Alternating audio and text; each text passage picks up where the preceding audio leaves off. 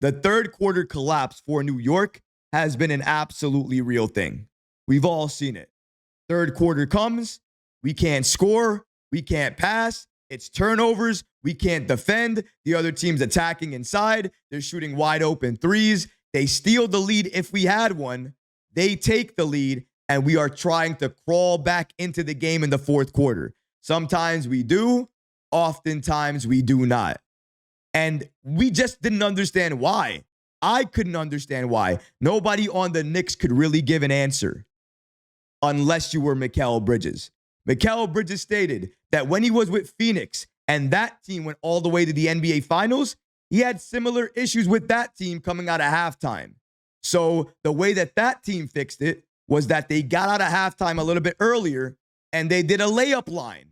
And this time around, for halftime in Game 6, this Knicks team came out a little bit earlier and they did the layup line. Now, I don't know if it was because the Knicks had a really bad second quarter or they did the layup line. But either way, something worked and they had their best third quarter of this series by far. They were moving the ball. They were attacking. They were hitting their shots. They were getting to the line. They were aggressive. And the ball movement was extremely impressive. We were finding other players cutting, finding other players being open, and finding open looks, making the extra pass. That is how you win the third quarter, by not doing anything different than what you did in the first quarter to win it.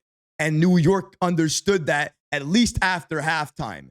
This third quarter issue, if the only thing New York has to do is continue to run layups, get out of halftime early, and do the layup line, if that's all it's going to take moving forward for them to have third quarters like this, third quarters where they drop 37 points, where they go off, where everything looks sensational, the ball movement, the scoring, the efficiency, everything that they're running, you can sign me up for that every single day. Do it.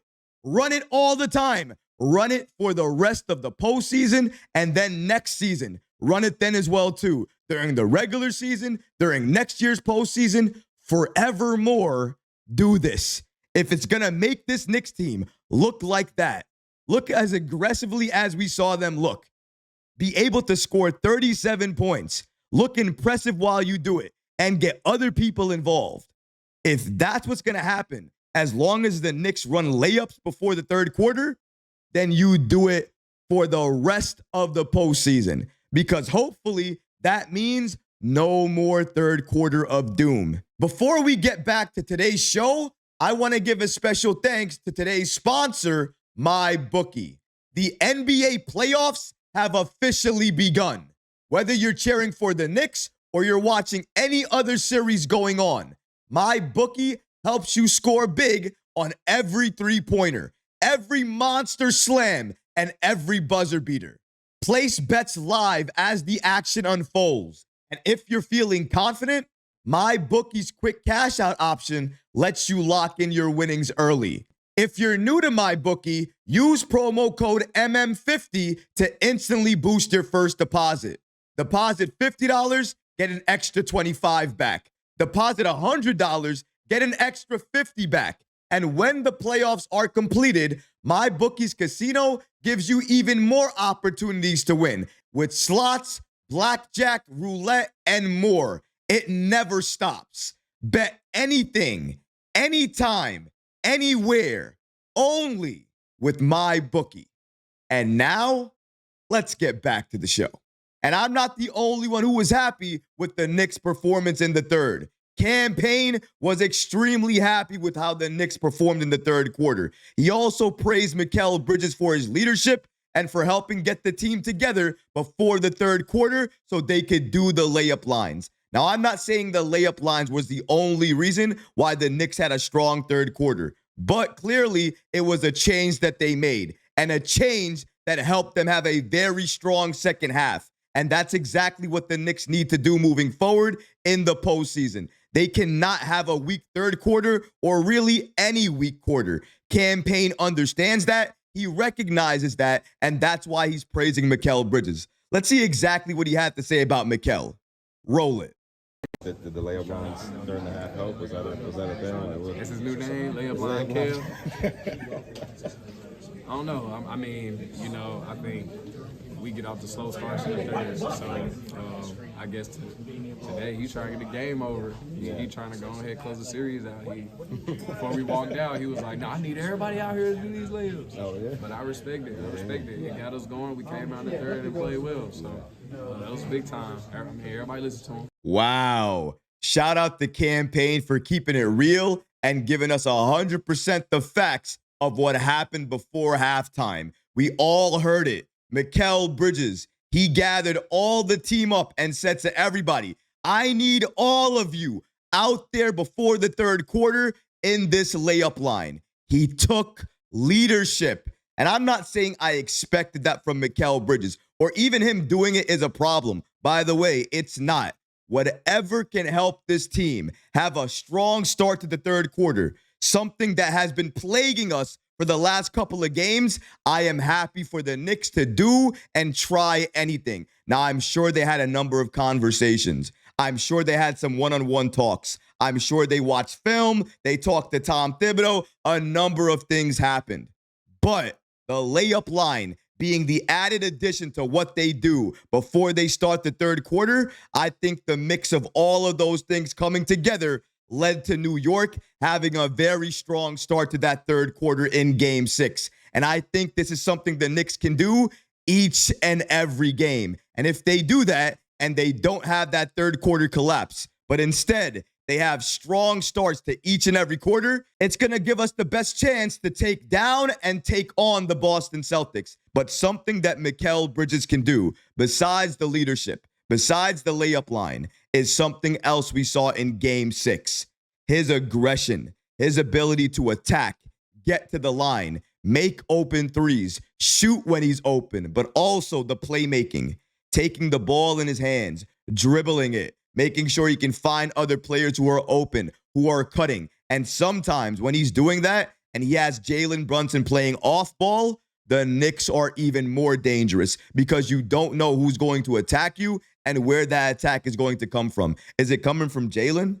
Is it coming from Karl Anthony Towns, a cutting Josh Hart, maybe OG Anunoby in the corner? That is the options that you have if you put the ball in Mikal Bridges' hands just a little bit more. And I think we saw that in Game 6. But the aggression, what he was able to do on that end, if he's able to continue that and make that something part of his game that we see each and every game for the rest of the postseason, he is going to be extremely hard to guard, and this Knicks team is going to be better because of it. Because if you're aggressive and you're somebody who continues to attack, then the opposing team thinks they need to send multiple defenders at you.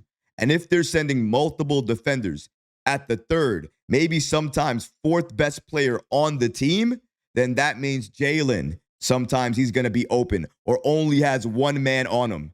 And one man on Jalen Brunson, he's cooking you. Karl Anthony Towns may not have anybody on him. OG Anunoby might be open in the corner. That is what Mikal Bridges and his aggression is able to unlock from this team. What we saw in Game 6, specifically that first quarter, the ball movement, the aggression, the attacking, how Jalen, OG, and Mikal were all on fire, how we were able to build a significant lead in that first quarter without Karl Anthony Towns. Imagine you add his offense to everything the Knicks are looking to do and run. That is what the Knicks are capable of, but they have to show it for 48 minutes. And Mikal Bridges, he could be a key for the Knicks being able to do that. But we're going to have to go to a little bit more often. We're going to have to see what it looks like, develop it a little bit more. We can't only see it for one game. That's the part where I always get back to the Knicks. It's about consistency. This team has been up and down in terms of that. We need to be a more consistent team, not only on defense, but also on offense. And who gives us that offense, who we can rely on for that offense. It can't just be the Jalen Brunson and Karl Anthony Towns show. OG Anunoby, Mikal Bridges, Josh Hart, Deuce McBride maybe. Somebody else off the bench maybe. Maybe the player we're seeing on screen here in Payne. We need more players to be able to go off, give them trust, and also allow them to have the ball in their hands. But the one thing we can take away from what Payne said, and clearly what we saw, is that the layup line works. Mikal Bridges is taking on a leadership role, and that is working as well too, because the team is paying attention. They're taking him seriously, and they're listening to him. That's going to give him more confidence, more power, and hopefully improve his game while he's out there. But that's going to do it for this episode. I hope you enjoyed it. And if you did, go ahead and smash that like button, leave a comment below. And of course, guys, please subscribe to the channel. Until next time, Knicks fans, take care of yourself, your families, and each other. Peace and love.